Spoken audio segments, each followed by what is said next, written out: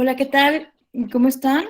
Muy buenos días. Bienvenidas, bienvenidos a esta segunda parte del módulo sobre democracia, derecho penal y delitos electorales. Para mí es un gusto enorme estar con ustedes. Eh, el día de ayer estuvo mi compañero con ustedes, el doctor Alonso. Y ustedes ya vieron la primera parte, digamos, teórica de este módulo.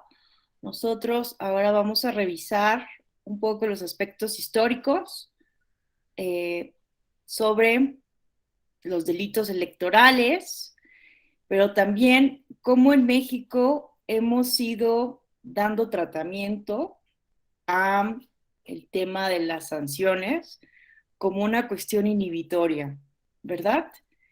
Y bueno, entonces vamos a discutir esa parte y vamos a ver algunas críticas a como la visión punitivista desde el punto de vista del derecho electoral.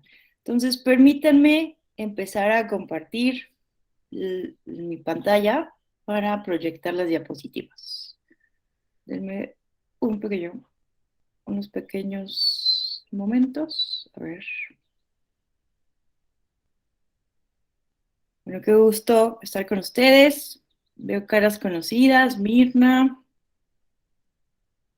Um, Bueno, saludo a Claudia, Guillermo, Miguel, Krishna, Saúl, Nahum, son los que veo en mi pantalla.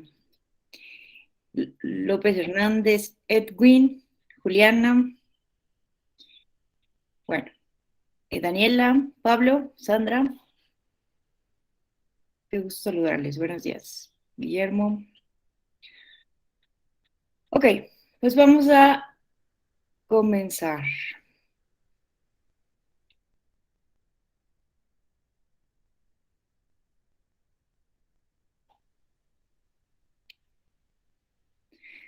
Pues vean ustedes que eh, cuando hablamos de delitos electorales, del derecho penal electoral,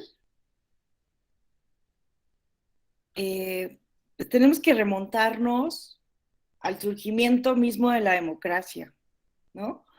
Porque desde el momento en que hay eh, una asamblea pública, desde el momento en que se delimita a la ciudadanía que puede o no puede participar, desde el momento en que se determina el demos, ¿verdad? Porque vamos a tenerlo que tener en claro que en el demos no todos pueden participar y quienes participan no pueden participar dos veces, tres, cuatro, ¿no? Entonces la democracia necesita necesariamente un control, porque desde siempre han habido personas que no siguen las reglas del juego, que buscan manipular el espíritu democrático, ¿no? La soberanía del pueblo. Entonces, pues si nos remontamos, ¿no? A Atenas, que es como en el imaginario colectivo occidental, como el paradigma de la democracia, que obviamente tenemos que ir un poco deconstruyendo esa idea, pensando, por ejemplo, no lo sé, desde el punto de vista de América Latina, que muchas veces los pueblos y las comunidades indígenas también tienen formas muy democráticas de tomar decisiones desde el punto de vista de la comunidad, ¿verdad? Donde también podemos retomar ideales para desarrollar nuestros sistemas políticos contemporáneos. Pero bueno, más allá de eso y de la necesidad de una vista decolonial, pues lo cierto es que pues Atenas, la democracia ateniense, sigue siendo un paradigma, ¿no? En el pensamiento occidental. Y pues sí necesitamos revisar atrás si queremos comprender. Yo me imagino que ustedes toman este diplomado, no solamente porque el derecho penal electoral es una de las pues ramas un poco olvidadas o no tan abordadas, no tan comunes del derecho electoral, ¿verdad?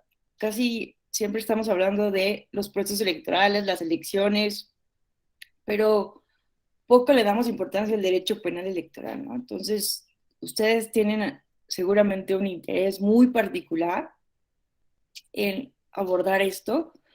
Y, por ejemplo, a mí, uno de los principales de las principales motivaciones de estudiar el derecho penal electoral, pues tiene que ver, ¿no? ¿De dónde viene esta necesidad de sancionar? ¿Cómo lo han hecho nuestros antepasados en la historia?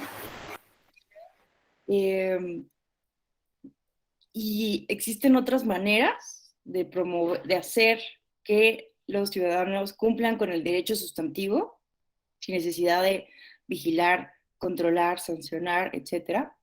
En fin, entonces, si nos remontamos a Atenas, hacia el siglo sexto al cuarto antes de Cristo, justo fue necesario registrar por primera vez a la ciudadanía, ¿no? Imagínense que, eh, pues, ¿no? En la mayoría de los regímenes políticos, pues eran emperadores, monarcas, quienes tomaban las decisiones, ¿no? No tenían que tener un registro de la ciudadanía, ¿no? Como tal, de quienes formaban parte del demos. ¿Por qué se están peleando? Por favor, estoy en clase, perros. Y entonces, eh, en Atenas esto empezó a ser necesario.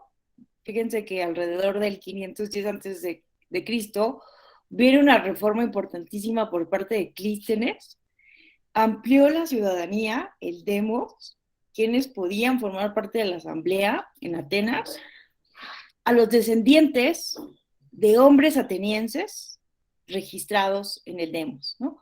Porque anteriormente a esta reforma de Clístenes, solamente los ricos atenienses podían formar parte de la asamblea, ¿no? De por sí ya era muy revolucionario el hecho de que pudieran discutir, tomar las riendas de los asuntos públicos en una asamblea, los ciudadanos, más allá del rey, ¿no? En Atenas, en un primer momento, y entonces que esto se extienda a todos los hombres eh, hijos de atenienses sin importar sus propiedades, pues fue algo que cambiaría el curso de la historia, ¿no? Pero definitivamente se necesitaba realizar un registro, ¿no? Y es donde se realiza pues un primer padrón electoral, por decirlo de alguna manera en la historia, ¿no? Había en Atenas la comunidad económica, los ciudadanos, los metecos, los esclavos, que podían participar en la comunidad económica, pero en la comunidad política pues solo participaban los ciudadanos y la aristocracia.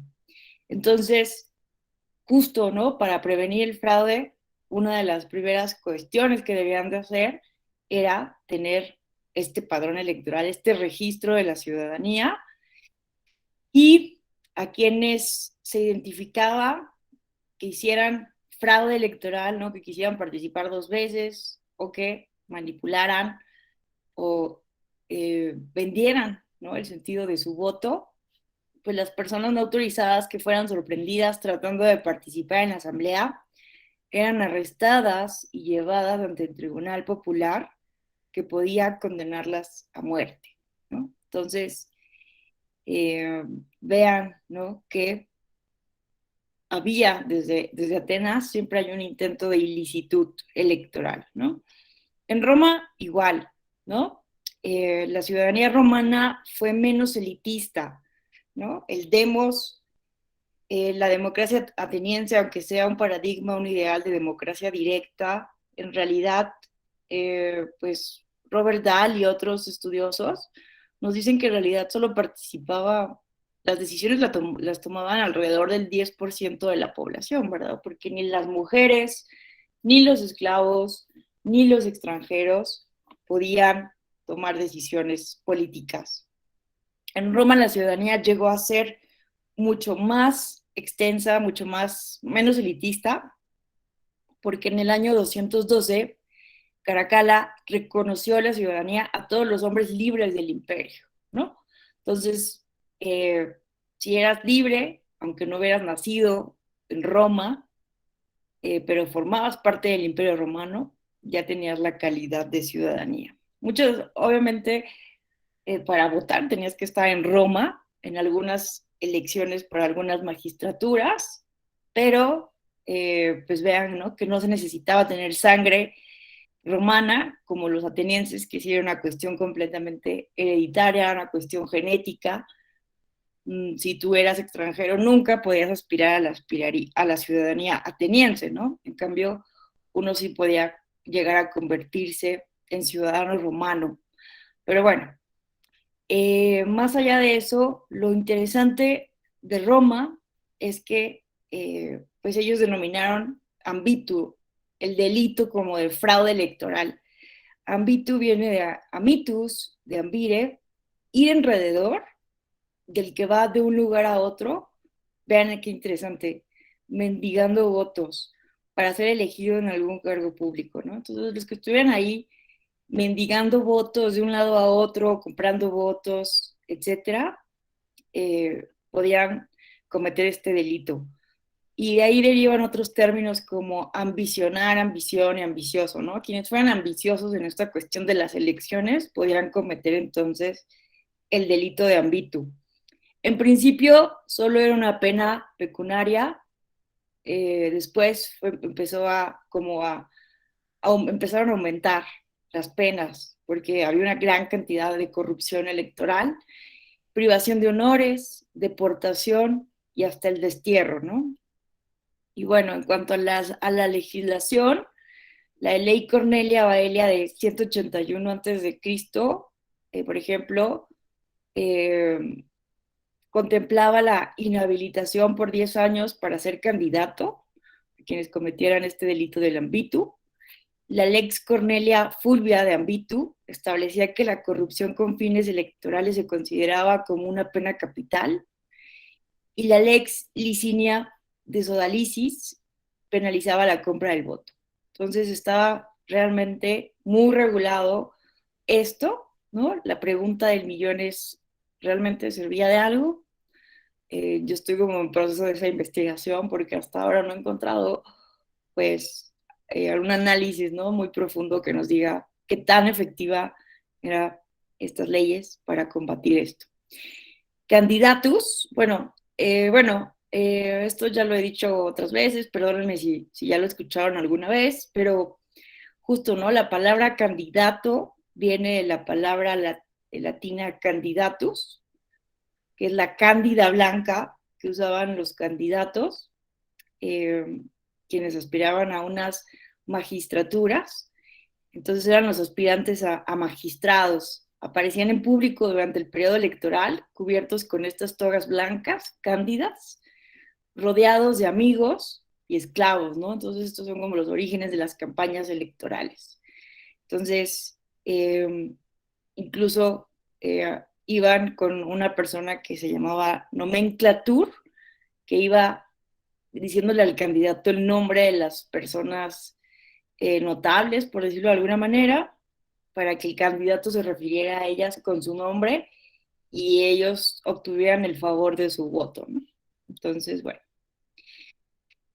eh, vemos, ¿no? Entonces que desde Atenas, que desde Roma existe ya esta tipificación, ya está el derecho penal electoral, vean que tiene pues una antigüedad importante, ¿no? Una tradición importante ya en el mundo occidental, ya en los principales, ¿no? Modelos de paradigmáticos de la democracia para el pensamiento occidental. En la Edad Moderna, eh, en la Edad Media, ¿no? Surge la figura del brolio relativa al fraude electoral y compra de votos. Eh, las personas manipuladoras eran los broleateres, quienes estaban ahí tratando de manipular, de comprar el voto, ¿no? Y también esto era sancionado. Y de los primeros países en la Edad Moderna, los primeros países en legislar ya, en llevar esto al Código Penal, pues fue Francia en 1810, El Código Penal establecía la violencia, la coerción y el fraude como causas específicas de suplantar la voluntad del votante.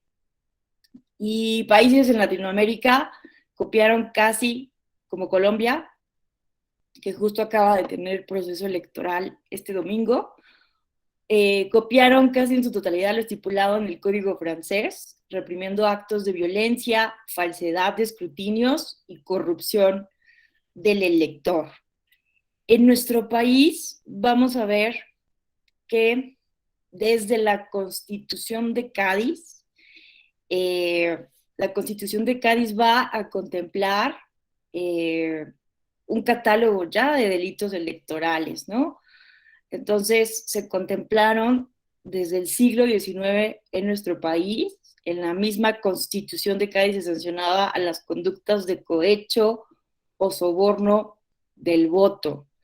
Y a partir de ahí tenemos una larga tradición de intentar justo a través del derecho penal electoral inhibir este tipo de conductas que también se han presentado desde que existen elecciones libres o semilibres, pero se ha intentado, ¿no? Hacer esta regulación.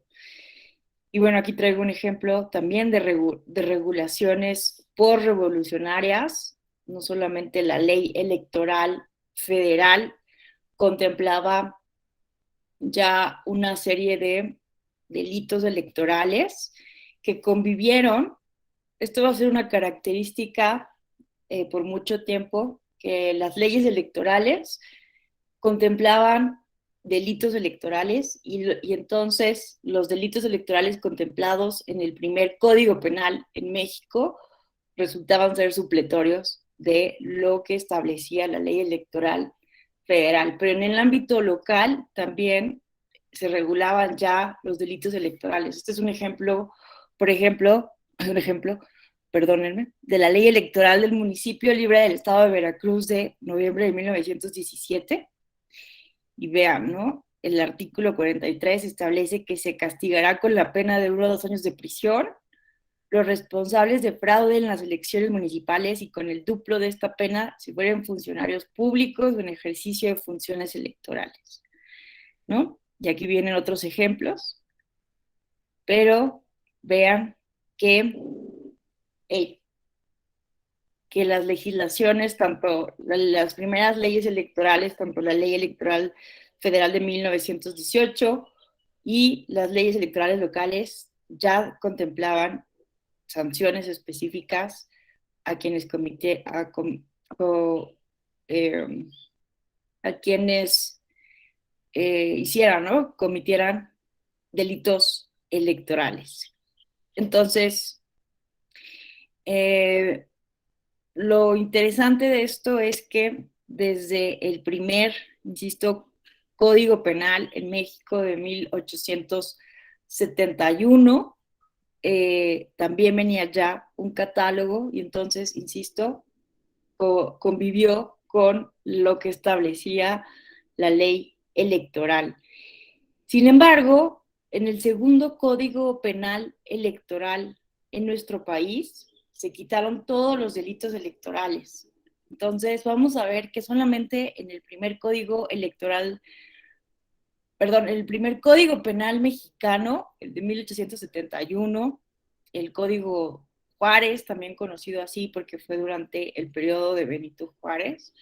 Durante este periodo, pues se establecieron los delitos electorales, pero en los subsecuentes códigos penales, hasta 1990, no venía un catálogo de delitos electorales, ¿no? Entonces, van a ser las leyes electorales a partir de 1946 y hasta 1990 las que van a estipular el catálogo de sanciones administrativas como el catálogo de sanciones de delitos electorales como tal, ¿no?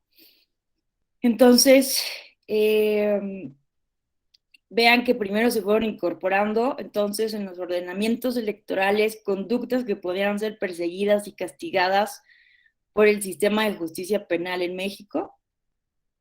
El COFIPE de 1990 ya no regula los delitos electorales y vemos que tampoco, ¿no? Nuestra ley general de instituciones y procedimientos electorales tampoco regula los delitos electorales, pero entonces vean que la tradición era que en la misma ley electoral vinieran los delitos electorales, ¿no? Desde 1946 hasta 1990 no te ibas al Código Penal, sino que venían en las leyes electorales.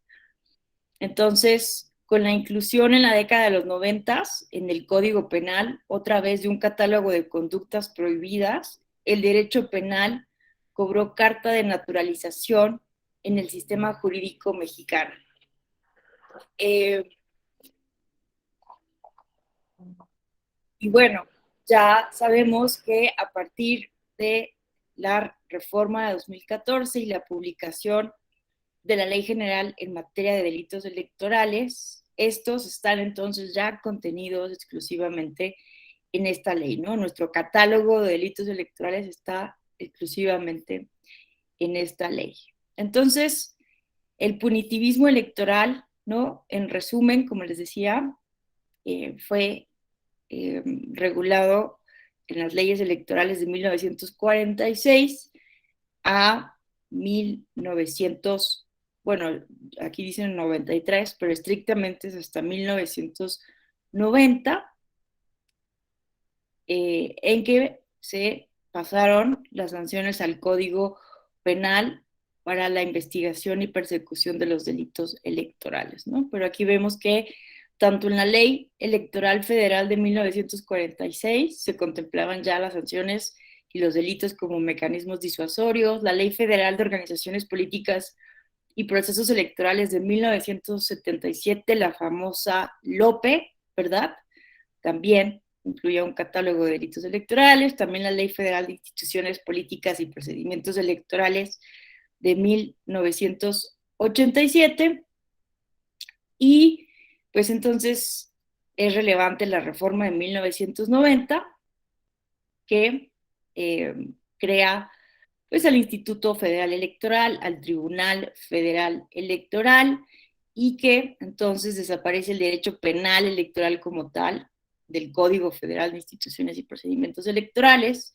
Y en 1994, en el llamado Pacto por la Paz, la Democracia y la Justicia, firmado por los consejeros del Instituto Federal Electoral y legisladores, se habló de la necesidad de crear, de que existiera un fiscal que persiguiera estos delitos, ¿no? Y entonces se crea justo la FEPADE en 1994.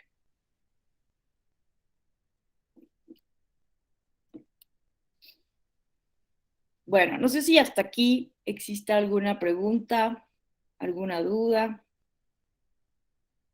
algo que quieran mencionar, ¿no? ¿Todo bien? Sí, muchas gracias. Ok, bueno. Entonces, pues es un poco una, eh, una pincelada, ¿no? Con brocha gorda, el recorrido histórico que acabamos de hacer, ¿verdad? Es muy resumido, pero vean ustedes que eh, básicamente, ¿no? Ha sido el derecho penal electoral un intento por entonces inhibir las conductas antidemocráticas, las malas prácticas relacionadas con los procesos electorales. Ahora, vean ustedes, ¿no? Que es bien importante que tengamos claros cuáles son entonces los mecanismos de justicia electoral y dónde, en qué medida estos mecanismos contemplan entonces mecanismos punitivistas y en qué medida cuáles son los fines, ¿no?, que persiguen los diferentes mecanismos de justicia electoral. Entonces, podemos clasificarlos en tres, ¿no? Esto es muy importante porque todos los países, independientemente de cuál sea el modelo de justicia electoral, cuentan con mecanismos para resolver conflictos o controversias electorales, ¿no? Históricamente, todos los países cuentan. Bueno, todos los países, las democracias constitucionales, ¿verdad? Democráticas, que aspiran a ser una democracia constitucional, sí o sí cuentan con mecanismos de justicia electoral. Evidentemente, existen una gran cantidad de modelos, casi como existen países, pero podemos clasificarlos al menos en aquellos países en los que sus mecanismos para resolver controversias electorales eh, no cuentan con un tribunal especializado como aquí, como en nuestro país, sino que son pues comités formados, los mismos colegios electorales de los órganos parlamentarios, de los cuerpos legislativos, los que en su momento resuelven las controversias electorales, ¿no? Eso es uno de los modelos más usados todavía en Europa, que los parlamentos, los órganos legislativos, eh, las comisiones que organizan las elecciones dentro del Ministerio del Interior muchas veces son los que organizan y resuelven las controversias sin ningún problema, ¿no? No tienen una historia de contención electoral tan recurrente como en los modelos de América Latina, como el caso mexicano, y entonces así operan, ¿no? En otros países existen eh, la posibilidad, ¿no?, mecanismos dentro de los tribunales ordinarios de justicia, y al final en los tribunales constitucionales también pueden llegar a revisar violaciones a los derechos políticos en esos sistemas, o también existen tribunales especializados, autónomos, que están fuera de los tres poderes, ejecutivo, legislativo y judicial, pero que funcionan como tribunales de legalidad exclusivamente, y entonces uno puede recurrir a los tribunales constitucionales para que analicen ya las cuestiones de constitucionalidad, o pues el modelo mexicano, ¿verdad? En el que contamos con un tribunal electoral, pero que forma parte del Poder Judicial de la Federación, pero que tiene la última palabra, ¿no? Que funciona como un tribunal constitucional que realiza este control difuso de la constitucionalidad, y entonces, pues no, uno no puede recurrir en última instancia ante la Suprema Corte de Justicia de la Nación, pero pues es importante recordar que la Suprema Corte de Justicia de la Nación sí resuelve las acciones de inconstitucionalidad en este control, ¿verdad?, abstracto de la Constitución. Entonces las leyes electorales pueden ser conocidas en abstracto, ¿verdad?, para saber si son constitucionales ante una reforma electoral o la creación de una nueva ley, ¿verdad? Eh, entonces, no es que algún modelo sea mejor que otro, ¿no? Evidentemente, cada país tiene su contexto específico. En México, pues ustedes recordarán que tuvimos una, una historia de muchísima resistencia a que los tribunales, a que el Poder Judicial conociera, que se pudieran judicializar los conflictos, las controversias electorales, que las denuncias por ilegalidades electorales, por fraude, pudieran llevarse ante los tribunales, porque pues eran los colegios electorales de la Cámara de Diputados, de la Cámara de Senadores, respectivamente, de los congresos locales, quienes, fungidos en colegios electorales, revisaban pues las supuestas controversias. Y pues llegó un punto en donde esta era como una válvula de escape en donde la oposición iba y decía, denunciaba las irregularidades y los eh, colegios electorales, pues ahí fingían que escuchaban las denuncias, se pronunciaban y declaraban válida las elecciones. Pero lo cierto es que, pues, si analizamos algunos textos históricos donde se observan cómo eran estas discusiones en los colegios electorales de la Cámara de Diputados y Cámara de Senadores, pues vamos a ver que en realidad eran ya nada más como momentos de desahogo de los partidos opositores, pero y que hablaban ya eh, como de discusiones retóricas, ¿no? Eh, que no analizaban una cuestión jurídica específica, y pues bueno, en realidad no funcionaban como tribunales o como autoridades jurisdiccionales donde se resolviera una cuestión jurídica concreta, ¿no? Entonces era como una, pues una tertulia, así lo han descrito algunas personas, ¿no? Ya era un relajo, por decirlo de alguna manera, estas sesiones para analizar las irregularidades de los procesos electorales en México, además, pues de que todo el mundo sabía que estaban controlados, que había fraude, y pues era este modelo de autocalificación que no permitía revisar la constitucionalidad, la legalidad, convencionalidad, tutelar derechos políticos, pues definitivamente no, ¿verdad? Y entonces sabemos que hubo una histórica resistencia en nuestro país para tutelar derechos políticos y controlar esta constitucionalidad y legalidad de los procesos electorales, ¿no? Hubo una gran resistencia, en gran parte por cuestiones políticas, ¿no? ¿Cómo vamos a controlar esto? Pues si estamos nosotros provocando los mismos fraudes electorales, ¿no? Limitando la participación política, sería una cuestión como ponerse la soga al cuello para el régimen político. Pero pues también desde el punto de vista académico, ¿verdad? Se sostenía, recordemos, todo este debate entre la tesis Vallarta, la tesis Iglesias, que sostenía, ¿no? La tesis Vallarta, que fue la que predominó al final, que no procedía el juicio de amparo en derecho electoral, ¿no? En cuestiones político-electorales.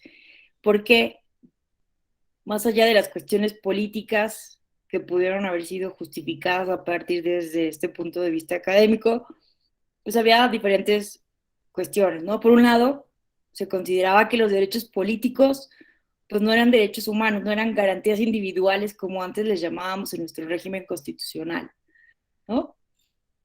No eran garantías individuales, porque las garantías individuales tenían que ver más con estos derechos naturales, el derecho a la vida, a la libertad, a la propiedad privada, etcétera, y los derechos políticos entonces no eran responsabilidad, ¿no? Del Estado, por decirlo de alguna manera. Por otro lado, se consideraba que se trastocaba la división de poderes, el hecho de que el Poder Judicial revisara los actos de los poderes legislativos, argumentaban que era una contravención entonces a la división de poderes.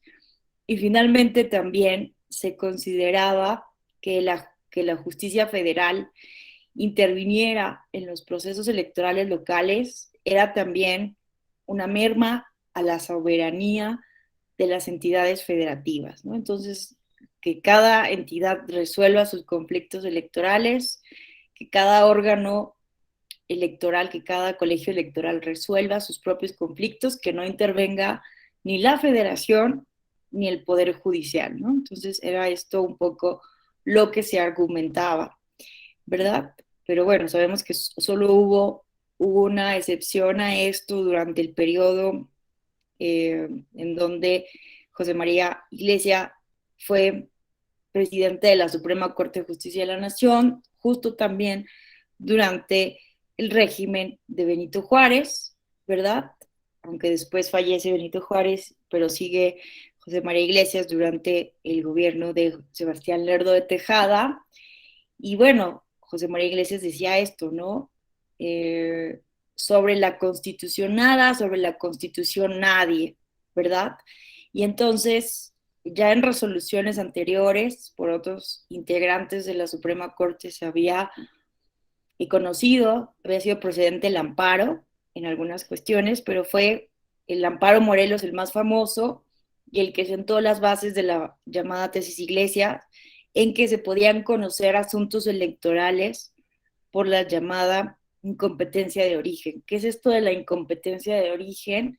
Pues justo decisiones que eran consideradas arbitrarias y legítimas por autoridades que habían ganado elecciones a la mala, ¿no? Entonces se considera que no eran autoridades legítimas y por ello las decisiones que estaban tomando estaban siendo ilegales.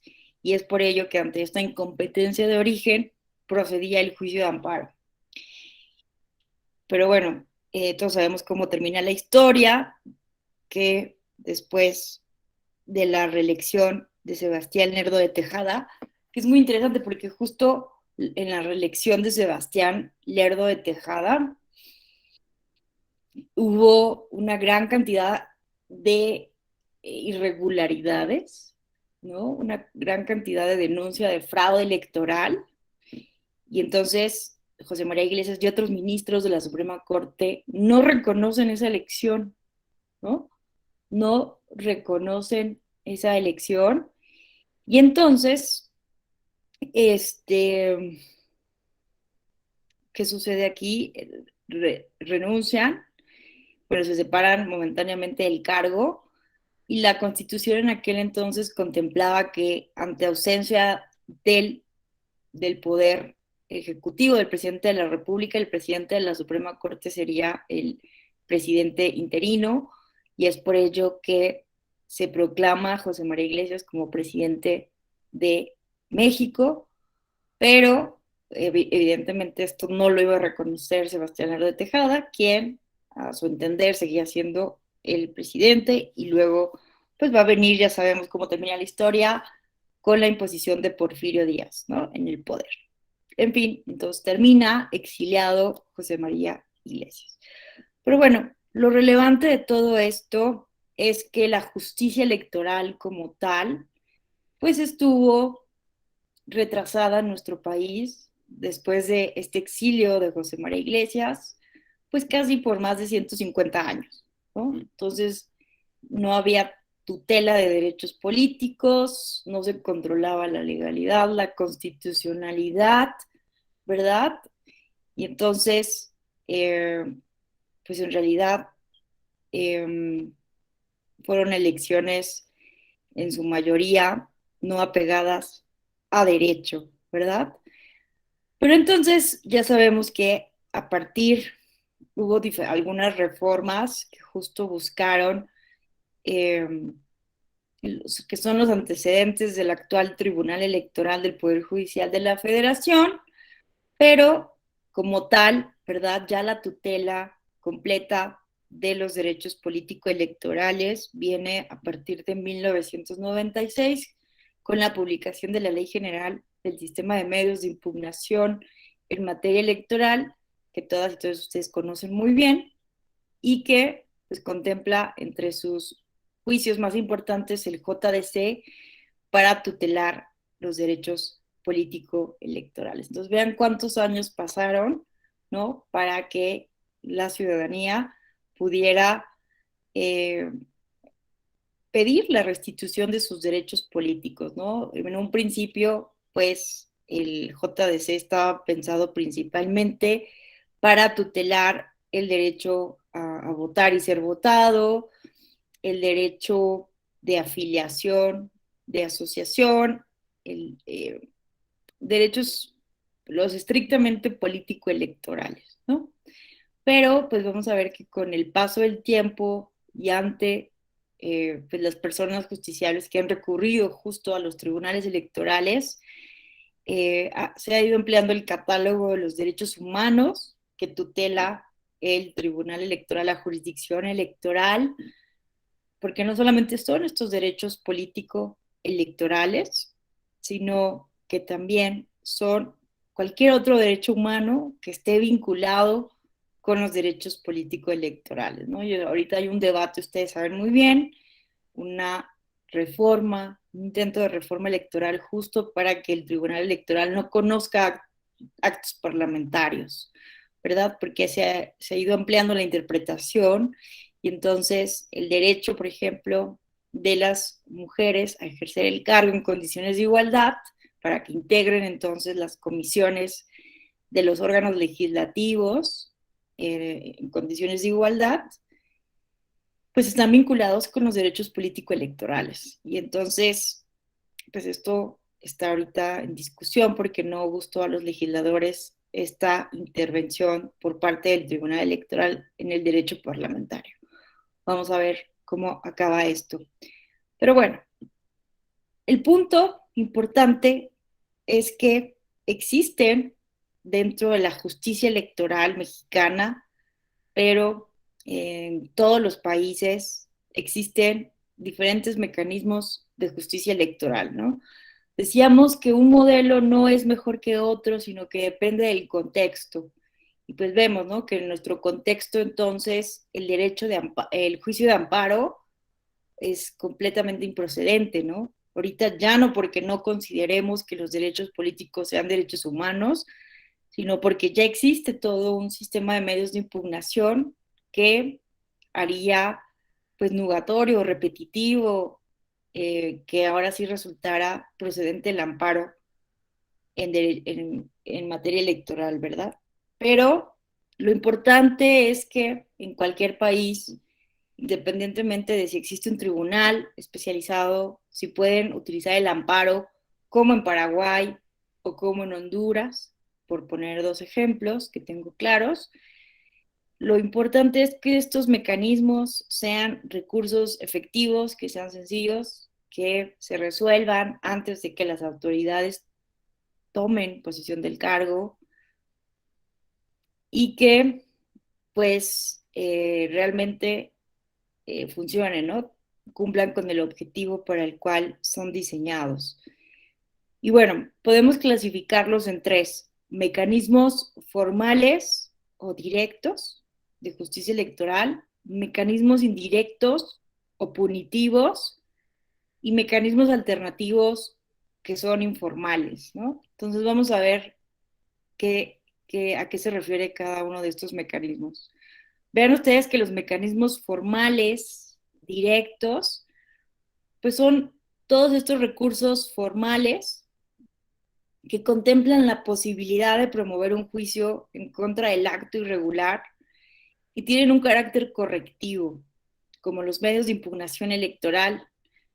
¿Por qué? Porque es un carácter correctivo. Veamos esto. Porque invalidan, revocan, anulan, modifican o reconocen la existencia de una irregularidad y en su caso restituyen a la persona afectada en el ejercicio o goce de su derecho electoral que le hubiese sido violado, ¿no? Entonces piensen en todo el sistema de medios de impugnación en materia electoral, con excepción de los procedimientos sancionadores, pero vean justo que tienen este carácter correctivo, ¿no? ¿Cuáles son los efectos de las sentencias en todos estos medios de impugnación, en el JDC, en el JRC, en el GIN, ¿verdad? Pues es revocar actos concretos de una autoridad electoral que se consideran contrarios a derecho, los GIN, ¿no? Las nulidades electorales tienen como propósito anular, ¿no? Eh, eh, ¿No?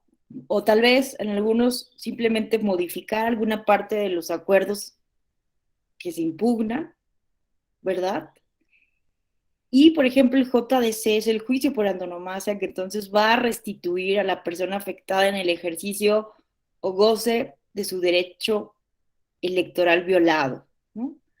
Entonces vean que estos mecanismos directos formales son muy importantes porque justo pues controlan la constitucionalidad, la legalidad, la convencionalidad y tutelan todos los derechos político-electorales y los derechos humanos vinculados a estos derechos de la ciudadanía, ¿no? y tienen este carácter correctivo. Entonces, pues básicamente todos estos juicios electorales tienen este carácter correctivo. Pero vean que ninguno de estos juicios, ni el JDC, ni el GIN, ni el JRC, tienen como finalidad sancionar, ¿no? Que es el objetivo de este diplomado que ustedes están tomando, analizar derecho penal electoral, analizar la cuestión punitiva electoral, pues no forma parte, ¿no? Entonces, de estos medios de impugnación en materia electoral, sino que estos son parte, este propósito, esta función, entonces, más bien, forma parte de los mecanismos indirectos o punitivos, ¿verdad? Y tenemos dos, ¿no? Ustedes ya lo estuvieron viendo un poco el día de ayer con mi compañero Alonso, doctor Alonso Vázquez Moyers, pero entonces podemos clasificarlo en dos, ¿no? En la responsabilidad administrativa electoral, ¿verdad? Y que básicamente se concentra y se determina en el procedimiento, en los procedimientos sancionadores electorales. ¿Cuáles son los procedimientos sancionadores electorales? Pues el procedimiento ordinario sancionador, procedimiento especial sancionador y el procedimiento sancionador en materia de fiscalización, ¿verdad? Entonces, estos procedimientos se pueden interponer en muchos de los casos de manera exclusiva o de manera paralela a otros juicios, justo con la finalidad de determinar la responsabilidad de una persona o personas, del partido, de los actores políticos, de los candidatos y de las candidatas. Pero la responsabilidad penal electoral es exclusiva entonces de los delitos electorales, ¿no? Entonces, pues vean que determinar la responsabilidad administrativa electoral a través de los procedimientos sancionadores electorales, pues es propio de las autoridades electorales, tanto las autoridades administrativas, ¿verdad? Resuelven los POS, la unidad técnica de fiscalización es quien, ¿no? Hace estos proyectos para determinar la responsabilidad en materia de fiscalización. La sala especializada es la que determina la responsabilidad en el procedimiento especial sancionador. La mayoría de las entidades federativas siguen este esquema, aunque hay entidades federativas como Tabasco, que es el OPLE, el que sigue instruyendo y resolviendo el procedimiento especial sancionador, pero en la mayoría de las entidades federativas se sigue este modelo federal, pero la responsabilidad penal, la atribución, la facultad de perseguir e investigar la comisión de delitos electorales corresponde a la Fiscalía Especializada en Delitos Electorales, que bueno, aquí también es un poco confuso porque en un primer momento era la FEPADE, ¿verdad? Con la reforma que otorga autonomía a la Fiscalía General de la República, pues hay ahí también cambios para la anterior FEPADE, que en un primer momento se le llamó FEDE, pero que actualmente es la FICEL. La FICEL es lo que antes era la FEPADE y a nivel federal es entonces la Fiscalía que investiga, persigue, previene. Tiene esto también es bien importante, la función preventiva de los delitos electorales, ¿no? Entonces, bueno, estas son las dos modalidades que existen en torno a los mecanismos indirectos y que justo tienen esta intención, ¿no? De sancionar, de utilizar el poder punitivo del Estado para sancionar a las personas, ¿no? Para inhibir las conductas y entonces para determinar una responsabilidad. Y finalmente están los mecanismos alternativos o informales, los MASC, mecanismos alternativos de solución de controversias, que si bien es un tema que al menos en nuestro país no ha sido tomado muy en serio, no ha sido muy desarrollado y que del que casi no se habla en consecuencia porque no es utilizado de manera ordinaria, cotidiana, pero existe, ¿no? Y vean que los sistemas normativos indígenas, eh, hay una jurisprudencia y diferentes sentencias que nos llevan a considerar que ante conflictos por elecciones, por sistemas normativos indígenas de los pueblos y las comunidades indígenas, se deben privilegiar la justicia alternativa, el diálogo, la negociación, la sensibilización de los integrantes de las comunidades indígenas antes de acudir a los tribunales electorales o a las autoridades administrativas para resolver los conflictos que hay. Esto con el afán de proteger el derecho de autonomía, el principio de autonomía y de autogobierno que debe regir este tipo de elecciones consuetudinarias. Y en términos de la justicia intrapartidaria, desde la publicación de la Ley General en materia de partidos políticos, vemos que se estableció la obligación de que cada partido político contemple en sus estatutos y en su normativa interna mecanismos alternativos de solución de controversias. Entonces, hoy en día, todos los partidos políticos, sí o sí, deben de contemplar estos MASC para que los militantes, las militantes de los partidos políticos acudan a esta justicia alternativa, a la mediación, al arbitraje, a estas formas, ¿verdad?, autocompositivas para solucionar las controversias antes de acudir a los mismos mecanismos de justicia intrapartidaria formales y, por supuesto, antes que acudir a la justicia electoral, a los tribunales electorales locales o del Poder Judicial de la Federación, ¿no? Evidentemente hay todavía un reto enorme porque, como vemos, pues la mayor parte de las controversias se resuelven, terminan en los tribunales. El JDC es el medio de impugnación más presentado comparativamente con otros medios de impugnación, y se los voy a mostrar a continuación. Vean ustedes esta estadística que es muy interesante. Pueden ustedes entrar en cualquier momento desde la página del Tribunal Electoral del Poder Judicial de la Federación. Le damos aquí un clic y vean ustedes, bajan y aquí donde dice estadística electoral, entonces le dan aquí gráficas, asuntos recibidos por año y tipos de asuntos en sala superior. Esta estadística solo es de sala superior, pero vean ustedes esto, vean, es que siempre me gusta enseñar esta gráfica, porque vean la cantidad de JDCs que se han presentado, 61,347. Del 1 de noviembre del 1 de noviembre de 1996 al 15 de marzo de 2022, o sea, al día de hoy, está actualizada esta estadística. Entonces, vean la cantidad impresionante de JDCs, ¿no? Entonces, la mayoría, no todos, pero la mayoría de estos son justo militantes, afiliados, simpatizantes de partidos políticos que están buscando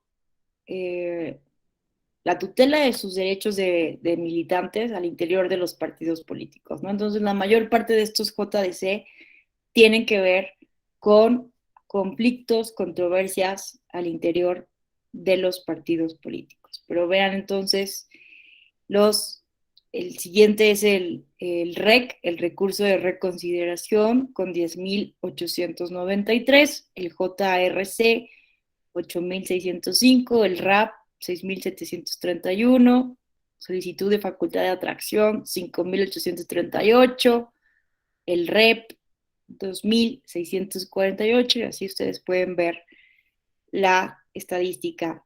Entonces, esto es importante porque, pues justo, ¿no?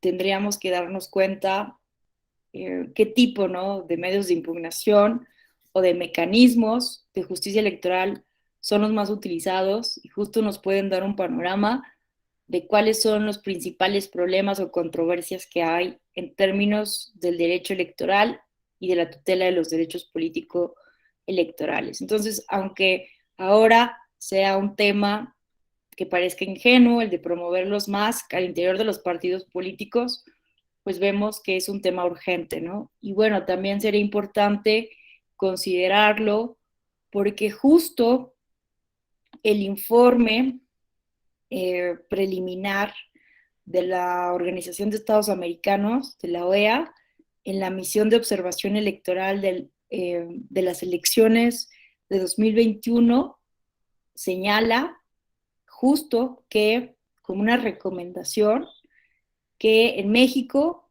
debemos de buscar maneras para disminuir las estadísticas de judicialización, ¿no?, de los casos. Hay una excesiva, eso fue lo que observaron los observadores internacionales respecto al caso mexicano. Fue una elección, pues la verdad, muy exitosa la que tuvimos en 2021, ¿verdad? Esperábamos menor participación y se superaron las expectativas. Vean, les voy a enseñar. Informe preliminar.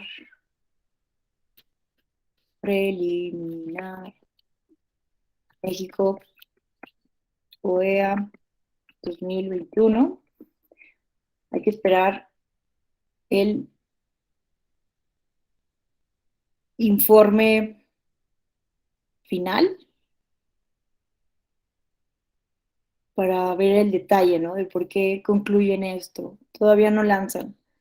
Pero vean, este es el informe preliminar de la OEA, de la misión de visitantes extranjeros de las elecciones federales y locales en México.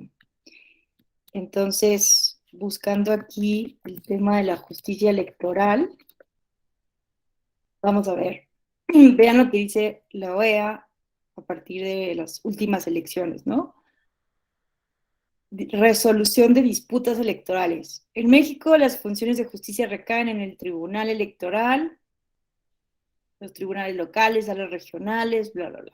Adicionalmente, el INE, como organismo de carácter administrativo, asume algunas funciones de resolución de controversias electorales en sedes administrativas y emite medidas cautelares en el marco de los procesos sancionadores, ¿no? Bueno, este tema de las medidas cautelares, pues, es bien importante para el tema que nos ocupa. Los organismos electorales mexicanos han fortalecido su rol en los últimos años y existe un importante desarrollo y consolidación de los tribunales electorales en materia de resolución de disputas electorales, así como una pluralidad de recursos e instancias para la impugnación de la mayor parte de decisiones del proceso electoral. Según la información provista por el Tribunal Electoral desde el inicio de 2021 al 6 de junio, la Sala Superior había resuelto 2.791 asuntos en comparación con los 11.544 del año 2020. 3.234, bueno, son estadísticas, pero bueno, de la revisión de la legislación electoral y de la información recibida por la misión, se constata que casi todos los actos de los organismos electorales pueden ser revisados, impugnados, incluso los lineamientos o reglamentos emitidos, y en todas las etapas del proceso electoral, previo, durante o posterior a la elección. También el tribunal asume funciones de las controversias al interior de los partidos políticos. La misión reconoce la capacidad institucional del tribunal en el manejo de la carga de trabajo que la legislación le asigna. Sin embargo, En esta ocasión se hizo patente la necesidad reconocida en las misiones de 2015 y 2018 de que propicien revisiones a la legislación de manera que no se generen incentivos, aquí está, a la excesiva litigiosidad ante la cantidad de pronunciamientos que debe emitir la justicia electoral mexicana en relación con otras en el continente americano. Entonces, de cara a futuros procesos electorales, la OEA reitera la recomendación de misiones anteriores. O sea, ya no nos habían dicho en misiones anteriores. Evaluar mecanismos que delimiten las materias que pueden ser objeto de pronunciamiento de la justicia electoral a fin de evitar la politización de los conflictos jurídico-electorales sin dejar en indefensión a ninguna persona u organización política ni afectar la protección del derecho a la tutela judicial efectiva. Lo anterior podría incluir regulación en torno a mecanismos alternativos de solución de conflictos. ¿Ven lo que les estaba comentando? Sobre todo en controversias intrapartidarias, así como desincentivar quejas con un exclusivo interés dilatorio o contrario a derecho.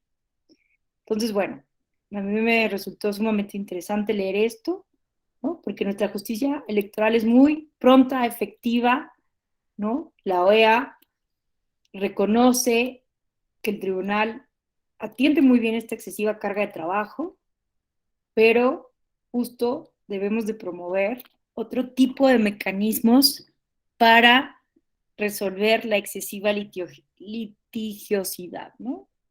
¿Cómo vamos a resolver esto? ¿Cómo vamos a justo a promover que los actores políticos eh, recurran a los MASC o que dejen de promover medios de impugnación frívolas y que entonces las instituciones electorales cuenten con toda la capacidad para sancionar efectivamente o para prevenir justo los delitos electorales, ¿no? Es un tema que justo pues, nos interesa aquí en la Escuela Judicial Electoral, que lo vayamos reflexionando a lo largo de todo este diplomado, porque pues sí somos un país bastante litigioso, ¿no? Se habla de la excesiva judicialización de los conflictos político-electorales, por un lado, ¿no? Entonces, en cierta medida, es cierta la crítica de que destinamos una gran cantidad del presupuesto público a estas instituciones del Estado, pero justo por esta cultura de la litigiosidad, ¿verdad? Evidentemente, siempre será mejor y deseable que los actores políticos, las actoras políticas, recurran, evidentemente, a la justicia electoral antes que intenten resolver por vías ilegales los conflictos, ¿verdad? Pero evidentemente tampoco esta gran cantidad de presentación de impugnaciones es muestra de salud electoral, ¿no? Es excesiva la cantidad de medios de impugnación que se presentan. Entonces, justo la reflexión tendría que ir, ¿no? En ese sentido. Y bueno, entonces vemos que estos son los mecanismos entonces de justicia electoral que existen en México, pero en muchos otros países. Hemos logrado, ¿no? Controlar la legalidad, constitucionalidad, convencionalidad, tutelar los derechos políticos y que desde 1994 también existe una fiscalía especializada para eh, prevenir, perseguir e investigar delitos electorales. Mucho se ha cuestionado el hecho de que existan por separado, ¿no? Que sea la fiscalía especializada la que persiga estos delitos y que sea pues, la justicia ordinaria una vez que se judicializan las carpetas de investigación, ¿no? En el modelo anterior pues eran las llamadas averiguaciones previas, pero en el modelo actual de justicia penal, una vez que se integran las carpetas de investigación de todas estas denuncias por delitos electorales en nuestro país, procede la judicialización de estas causas y bueno, se resuelven por los jueces penales, ¿verdad? Entonces, hay quienes critican que exista como una disociación entre lo que se resuelve por parte de los tribunales electorales a través de estos mecanismos formales directos o el procedimiento, los procedimientos sancionadores en materia electoral, y por otra parte, ¿no? Se resuelva el tema de los delitos electorales, que como ustedes saben, al ser pues un tema de justicia penal, estar incluidas penas privatorias de la libertad, pues amerita otro tratamiento muy distinto al del derecho electoral, ¿no? El de derecho penal electoral, pues tiene otros tiempos, ¿verdad? Y que pues se requiere una cuestión probatoria mucho más exhaustiva. Pero entonces las críticas van en el sentido de que muchas veces la verdad jurídica, por decirlo de alguna manera, queda establecida o asentada en muchos casos relacionados.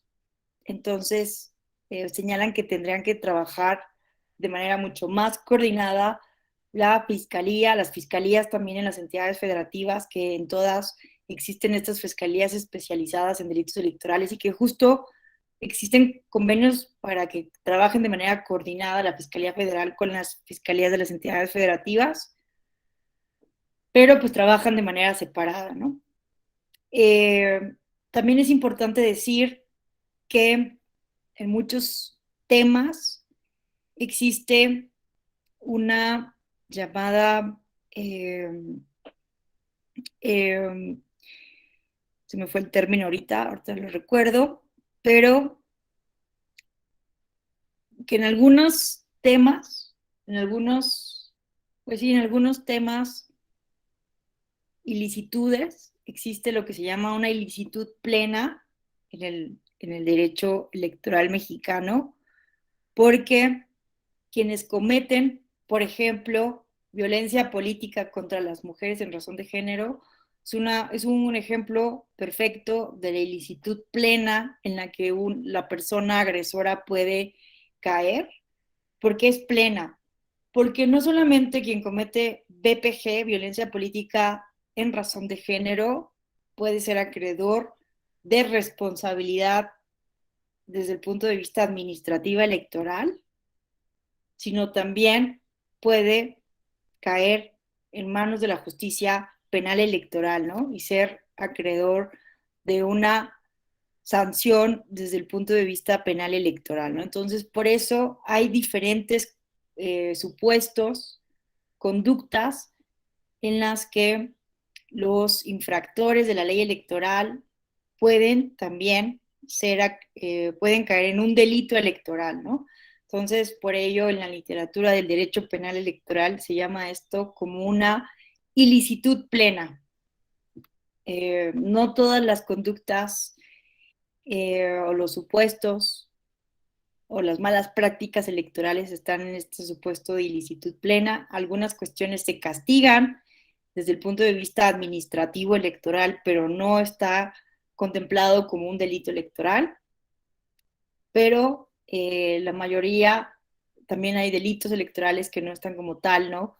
Sancionados desde el punto de vista administrativo electoral, pero bueno, hay cuestiones en las que abarcan las dos, como es la violencia política contra las mujeres en razón de género. Entonces, esto es bien importante porque todas las autoridades del país, en atención a la debida diligencia que se debe tener en todos estos casos, pues deben de asesorar adecuadamente, debemos asesorar adecuadamente a las presuntas víctimas de BPG y asesorarlas también, ¿no? Garantizar una asesoría jurídica óptima en donde sepan que pueden acudir entonces a la justicia electoral de entrada para restituir sus derechos políticos violados, ¿verdad? El JDC es por eso la vía óptima, pero también pueden promover un procedimiento especial sancionador justo para que se determine la responsabilidad administrativa electoral a los infractores, a los agresores de BPG, ¿no?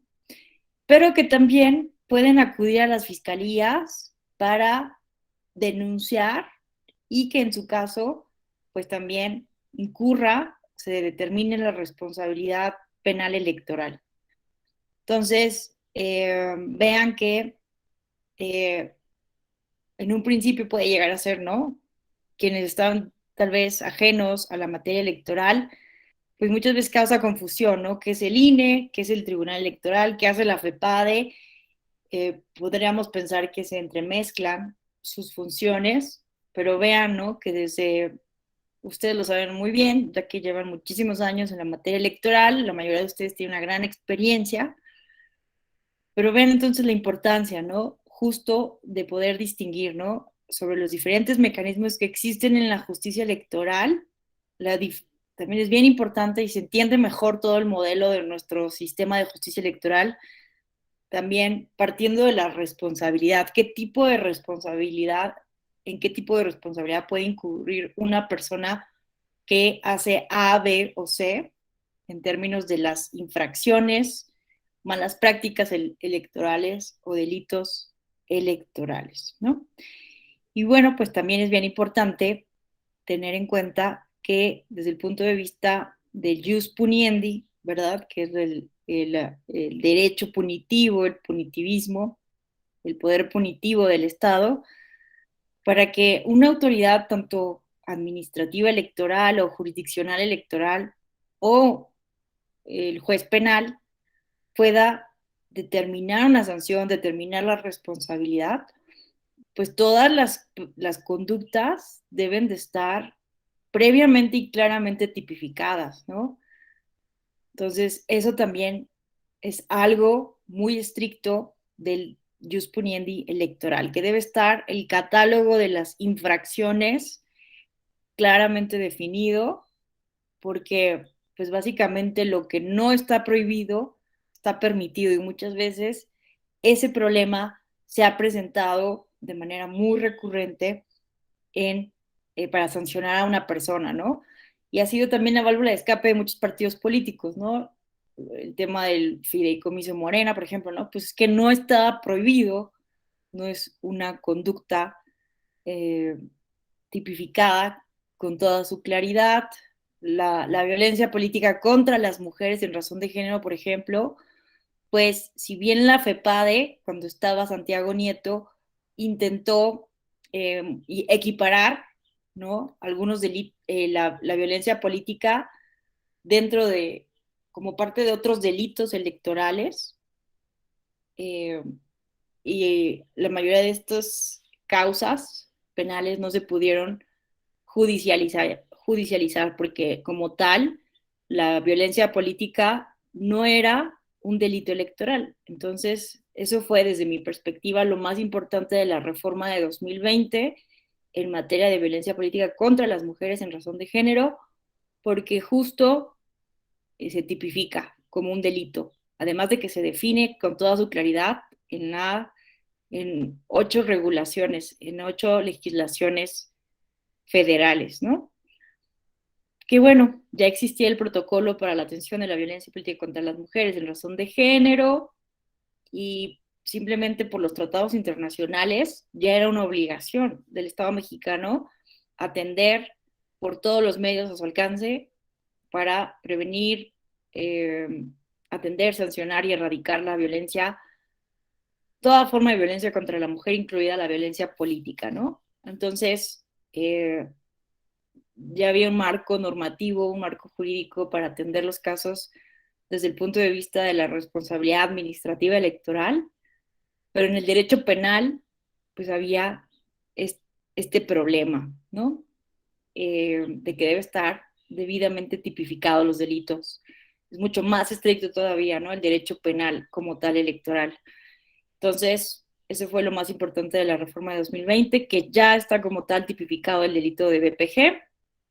Y esto, pues, evidentemente va a facilitar muchísimo el trabajo de las fiscalías especializadas en delitos electorales, ¿verdad? En fin, vamos a las siguientes diapositivas.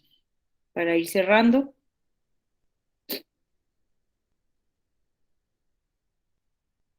Entonces, pues bueno, vemos que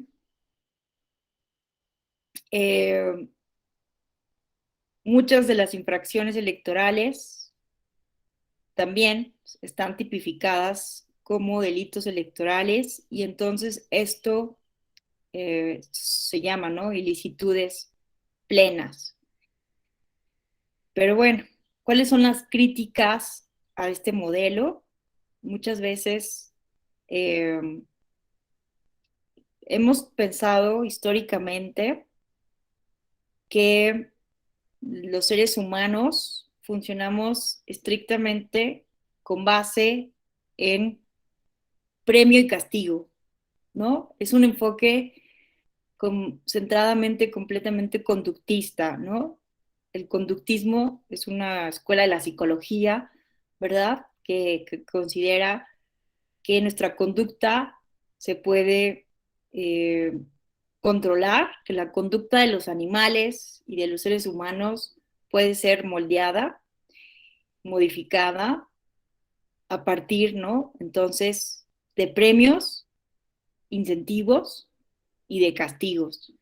Entonces, gran parte del vocabulario que usamos en el derecho electoral, pensando en el jus puniendi electoral, tiene que ver con esto, con los incentivos que contiene la ley para que la ciudadanía cumpla, eh, sigan las normas del derecho sustantivo electoral, ¿verdad? Pero también para castigar, ¿no?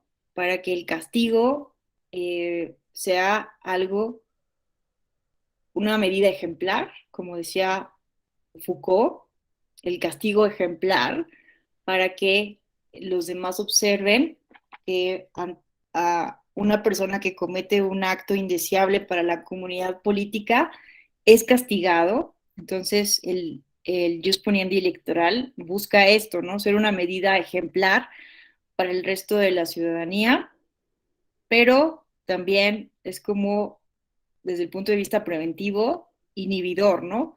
Si yo sé que me van a sancionar con una multa o con privación de mi libertad, pues mejor ya no cometo esto. Y este enfoque ha sido criticado desde otras escuelas de la psicología, de la filosofía, por ser, de la sociología también, por ser muy reduccionista de la conducta humana, ¿no? Por considerar, ¿no? Estrictamente que no existe o dejar de lado otras cuestiones como es el libre albedrío, la ética, por ejemplo, ¿no? La ética humana, que, eh, que muchos filósofos, filósofas han considerado que pues la ética, la convicción personal de hacer el bien puede ser algo mucho más profundo y que garantiza más el cumplimiento de las leyes que castigos y penas, por muy severas que sean, ¿no? Entonces, pues actualmente han crecido las voces que critican esta visión punitivista del Estado en general, pero también desde el punto de vista en general, ¿no?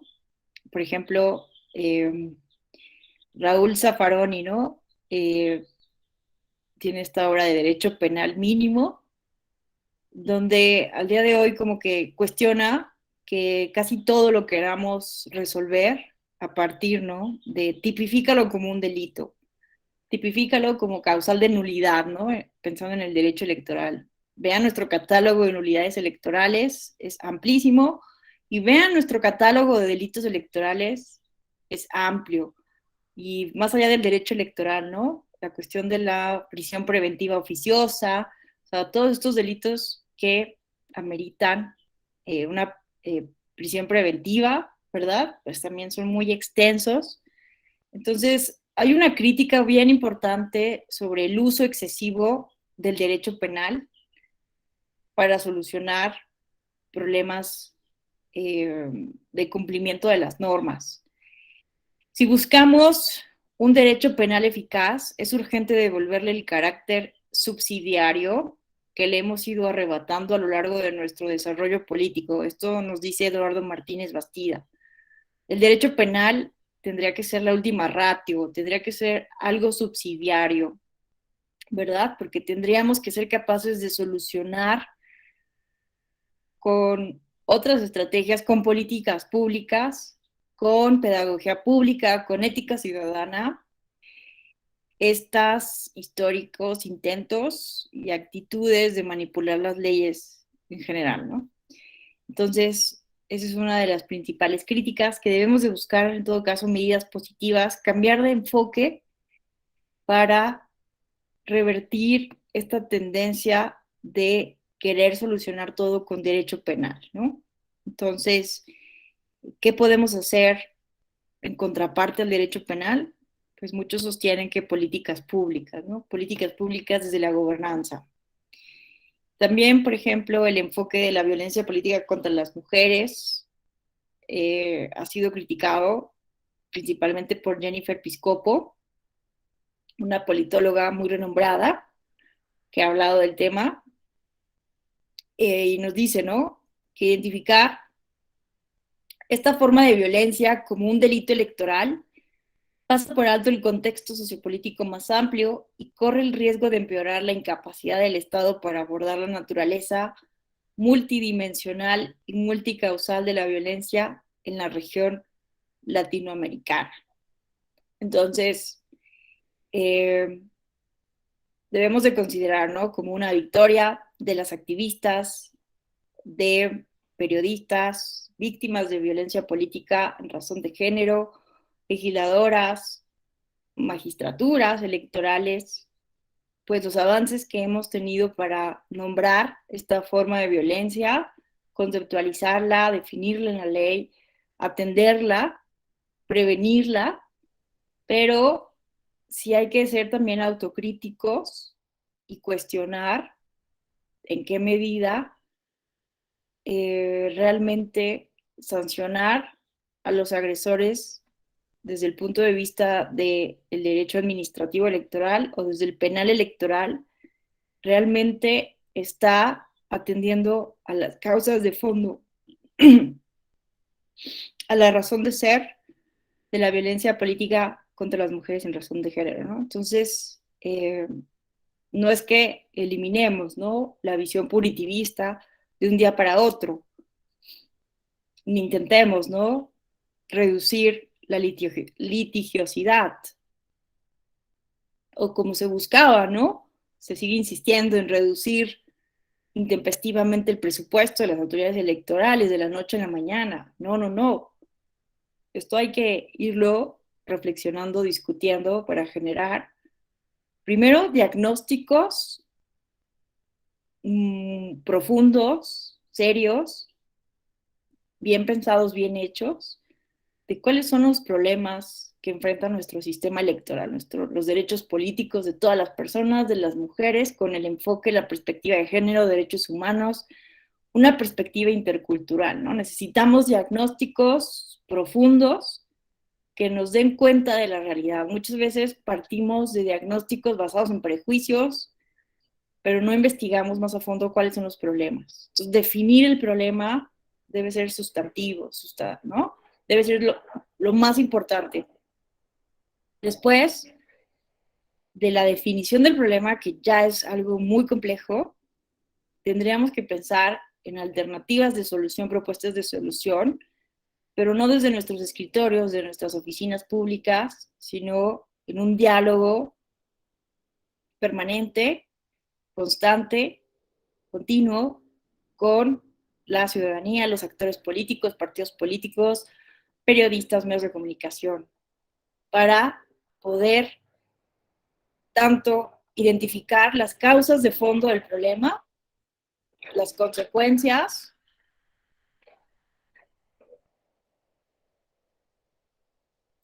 pero también pensar alternativas de solución para que justo las soluciones que se propongan, que se lleven que se busquen llevar a la práctica, sean las más legítimas, las que tengan más consenso, porque pues, ustedes lo saben muy bien que nuestras reformas electorales casi siempre se han hecho al vapor, ¿verdad? Para tapar el pozo una vez que el niño se ahoga, sin diagnósticos certeros, profundos, sin discusiones realmente amplias, ¿verdad? Muchas veces se escucha a los expertos, otras veces no, pero pocas veces se interactúa con quienes son los que sufren día a día los problemas públicos, ¿no? Entonces, pues es muy complejo, suena muy ingenuo siempre, ¿no? Promover, todo se quiere resolver con política pública, pero es que no hay otra opción porque estamos claros que el derecho penal, el jus puniendi electoral, eh, no ha resuelto como se pensaba que se iba a resolver en un inicio, eh, las malas prácticas que disminuyen la calidad de los procesos electorales, la integridad electoral, ¿verdad? Porque es cierto que tenemos ya procesos electorales certeros, confiables, elecciones libres, auténticas, pero siguen insistiendo actores políticos en evadir la ley, en buscarle el hueco a la ley, en estar en el límite de la ley, y vemos que siguen, ¿no? Muchas malas prácticas de compra del voto, los agresores de BPG, sobre todo en los municipios. Hemos visto las estadísticas que son principalmente los presidentes municipales quienes agreden a las regidoras mujeres. Entonces, eso es lo que tenemos que reflexionar y que justo buscamos que este diplomado pues genere reflexiones entre todas y todos, ¿no? Quienes estamos aquí, tanto el cuerpo de profesorado, pero también dialogando con todas y todos ustedes. Entonces, pues yo aquí terminaría mi intervención para dar paso a escucharles a ustedes si tienen alguna pregunta, algún comentario o alguna reflexión que quisieran hacer sobre lo que aquí hemos comentado esta mañana. Muchísimas gracias por su atención. Entonces, preguntaría si alguien quisiera participar.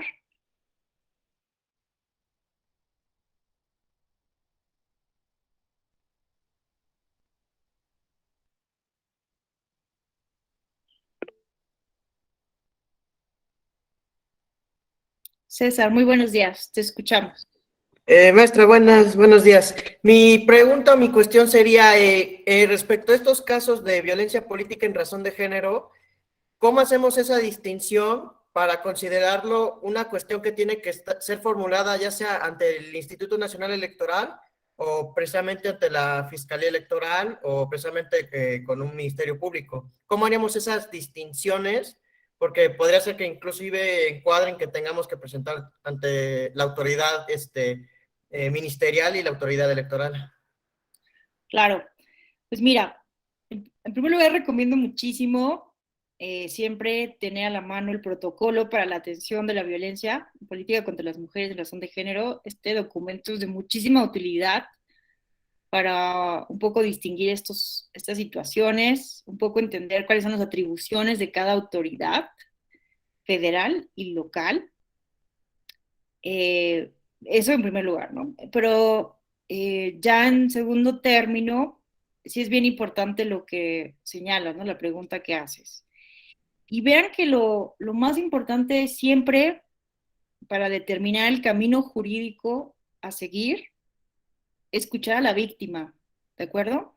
Bueno, de entrada sí tenemos que tener claro, ¿no? Si estamos hablando de un proceso electoral federal o de un proceso electoral local, ¿no? Si esta violencia política se da en el contexto de un proceso federal, pues lo pertinente y la competencia será entonces de las autoridades federales.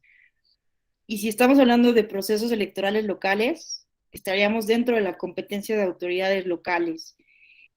También, ¿quiénes son los agresores? Si los agresores son funcionarios federales, ¿verdad?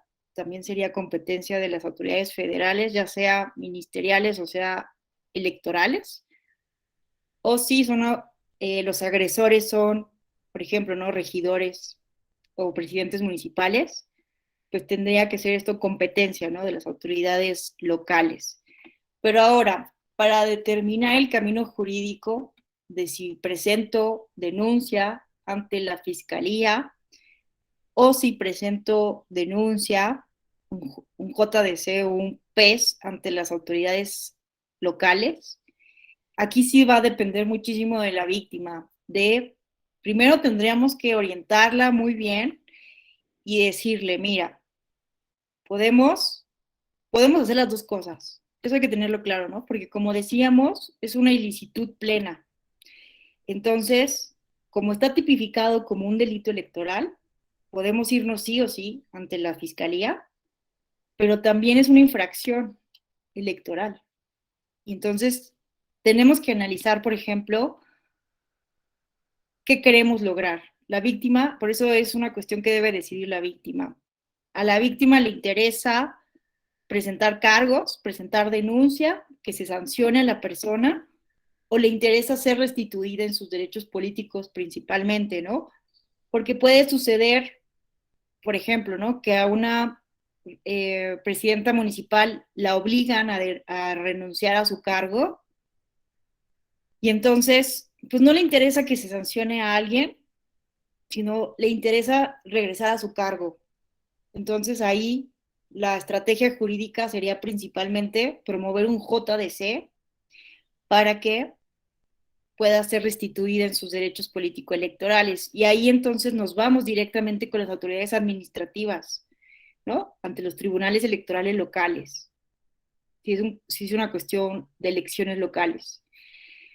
Pero si a la víctima quiere, está segura de presentar cargos y quiere que la persona agresora sea realmente sancionada, pues nos podemos ir por los dos caminos, tanto la responsabilidad administrativa como la cuestión penal. Entonces pueden presentar las dos denuncias tanto ante las autoridades ministeriales como ante las autoridades electorales. No sé si con esto fui un poco más clara, César. Sí, maestra, muchas gracias. Gracias a ti. Muy buena pregunta. No sé si alguien más quisiera hacer alguna pregunta, comentario, reflexión.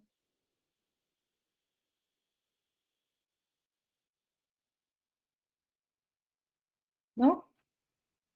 Bueno, aquí escribe Noemi Argüello que la misión de la OEA identificó claramente que se trata de una causa política y no de ilegalidad de los actos de las autoridades electorales. Claro, ¿no?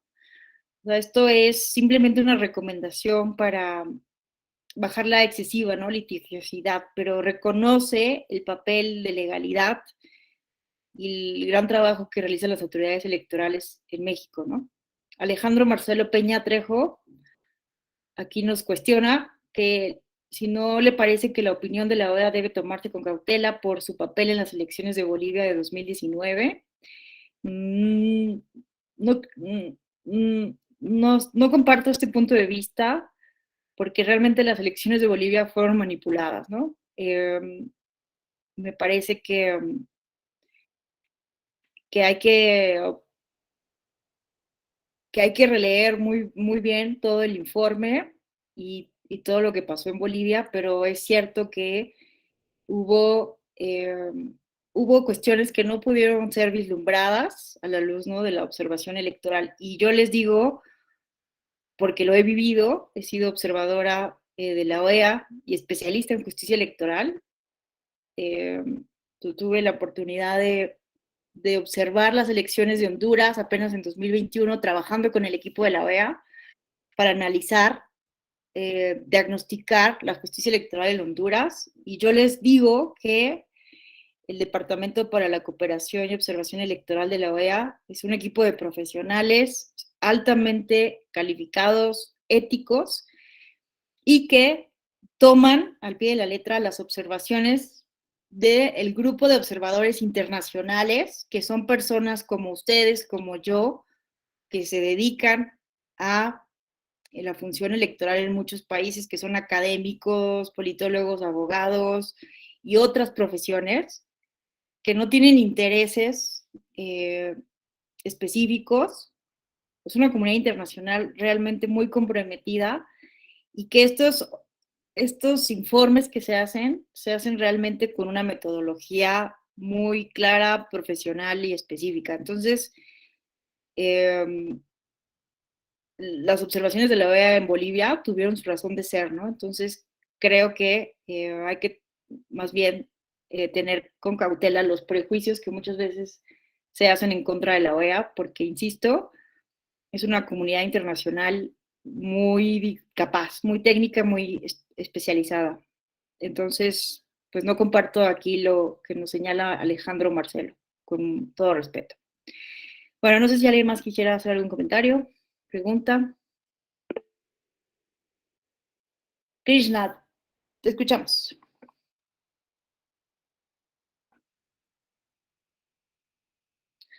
Tu micrófono está apagado.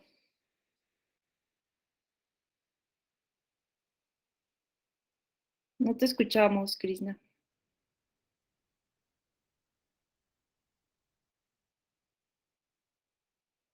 Ok, bueno, aquí Noemi Argüello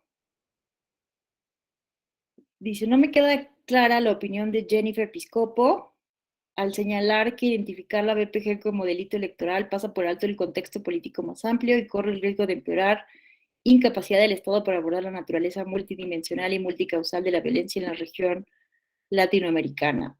Bueno, sí hay que tomarlo con cautela, porque Jennifer Piscopo ha sido muy crítica del concepto de BPG.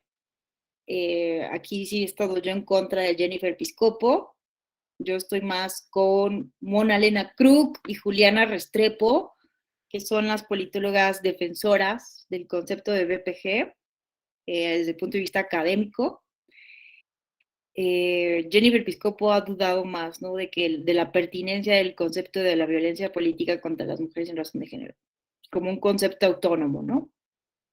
Pero la crítica que creo que hay que tener en consideración de Jennifer Piscopo simplemente es de abordar como un delito específico la BPG porque puede dejar fuera, porque puede no entender cuáles son las causas estructurales de fondo y la multidimensionalidad de esta forma de violencia, ¿no? Simplemente es la crítica de querer llevar todo otra vez, ¿no?, al derecho penal, sin entender antes cuáles son las razones de fondo de la violencia política contra las mujeres en razón de género. Un poco es esa la preocupación. No sé si así queda un poco más claro, Noemi, pero, pero sí, hay que tenerlo con cautela, ¿no? Obviamente, porque es una persona que ha sido muy crítica en torno a la BPG. Krishna, que no pudo desafortunadamente prender su micrófono, pero nos puso aquí. Quería resaltar la importancia del tema de la historia de los delitos electorales. Bien dicen que quien no conoce la historia está condenado a repetirla. Por otra parte, considero que las fiscalías especializadas en delitos electorales tienen una herramienta muy importante y con grandes áreas de oportunidad, que es la prevención del delito. Completamente de acuerdo. Justo hace unas semanas tuvimos un seminario sobre prevención de delitos electorales y coincido contigo, Krishna, que ese es un tema que deberíamos de darle muchísima prioridad. Hey, ¿qué les pasa? Porque justo desde el año 2000 está en la ley con toda claridad que la FEPADE o la Fiscalía, ahora FICEL, no solamente debe de perseguir y castigar los delitos electorales, sino la función primordialmente preventiva de estas fiscalías, ¿no? Y entonces, el tema de la prevención, ustedes lo van a ir viendo en este diplomado, pues es todo un tema, es todo una especialidad. La prevención del delito es algo muy estudiado. Hay parámetros internacionales de cómo se debe realizar. Un segundo.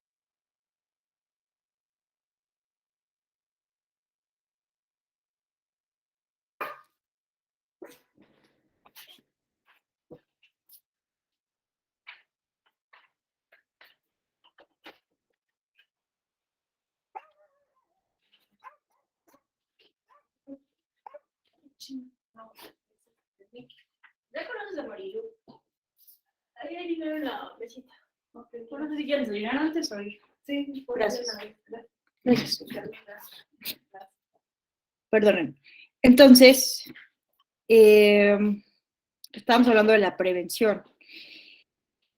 Van a ir viendo ustedes a lo largo del diplomado que hay parámetros internacionales para que los estados realicen la prevención del delito en general. Hay diferentes tipos de prevenciones generales, especiales, ¿no? Para la población en general. También debe de haber una visión, ¿no? De prevención justo especial para quienes ya han cometido los delitos, pero también la visión de la reinserción social, que eso también nos falta muchísimo desarrollar en nuestro país, porque metemos a todo el mundo a la cárcel, todo es un delito grave, pero también hay que voltear a ver cómo están las cárceles en nuestro país, ¿no? Entonces, yo coincido con Krishna, la prevención tendría que ser un tema de mayor peso y prioridad en la agenda de nuestro derecho penal electoral, ¿no? Muchas gracias, Krishna, por traerlo a colación. Bueno, ojalá que sea este diplomado de muchísima utilidad también para ustedes, para este tipo de reflexiones.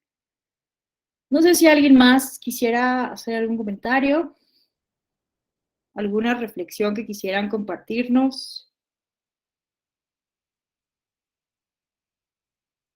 ¿No?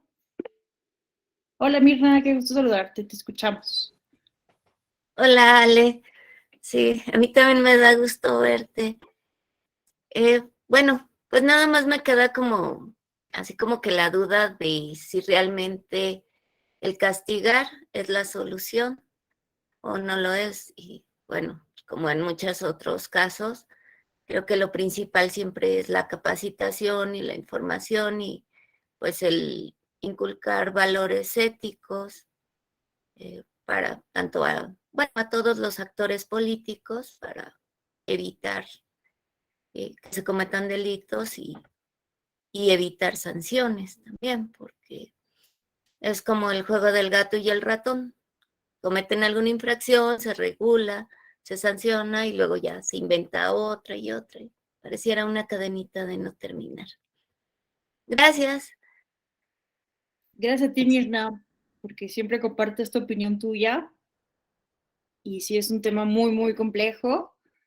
Y ese es como el círculo vicioso del cual no podemos salir, ¿no? En el derecho electoral mexicano. Entonces, pues sí, hay que estar con esta reflexión paralela, ¿no? A todas las otras reflexiones que tengamos en todo este diplomado sobre el derecho penal electoral, ¿no? Si realmente el castigo, las sanciones, las multas y la privación de la libertad son medidas que funcionan para resolver o inhibir estas malas prácticas y los delitos electorales en general.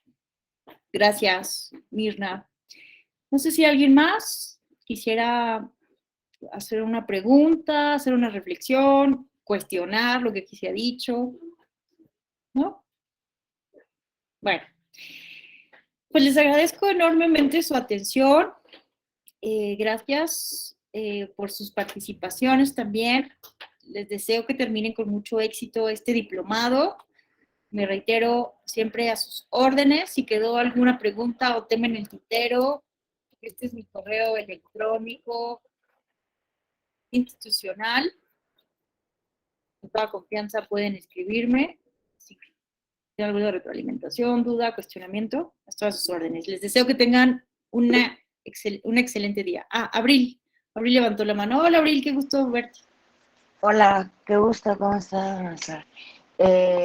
Pues igual, creo que, perdón por mi reflexión tardía, pero creo que sí tenemos que empezar a revisar desde nuestra trinchera qué es lo que podemos hacer o cómo podemos visualizar, ¿no? Incluso cambiar nuestra forma de querer sancionar a todas las personas y no sé, creo que realmente nos daña más como sociedad que como lo demás. Y Pero bueno, eso ya lo dijeron mis compañeros. Yo creo que nada más agradecerle por, bueno, por la clase dinámica y por las reflexiones a todas también y a todos los que participaron. Y a usted. Muchas Muchas gracias. gracias a ti, Abril. Sí, no queda más que seguir dialogando y compartiendo este tipo de reflexiones.